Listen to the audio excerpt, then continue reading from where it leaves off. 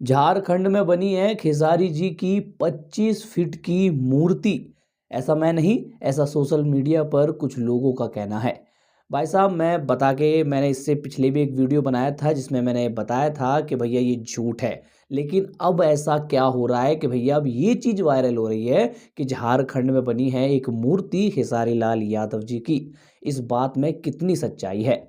देखिए, सबसे पहले तो आप सभी को बता दें कि जो सारा मामला शुरू हुआ है, ये शुरू हुआ है एक फेसबुक पोस्ट से। एक यूज़र एक पोस्ट करते हैं खेसारी जी की इस मूर्ति को लेकर, जिसमें बताते हैं कि 25 फीट की खेसारी जी की एक मूर्ति बनी है। बट ये सब पूरी तरह झूठ है। लेकिन अब एक चीज़ बहुत ज़्यादा वायरल हो रही है, वो है खेसारी जी की जो मूर्ति बनी है वो झारखंड में है। अब इसमें कितनी सच्चाई है भाई? सबसे पहले तो आपको बता दें कि अगर किसी चीज़ को वायरल करना हो तो उसे खेसारी जी से जोड़कर आप लोग बहुत ज़्यादा वायरल कर सकते हैं। इसलिए शायद 25 फीट की मूर्ति बनी है खेसारी जी की, इसको खेसारी जी से जोड़कर सोशल मीडिया पे अपलोड कर कर इसे पूरी तरीके से वायरल किया जा रहा है।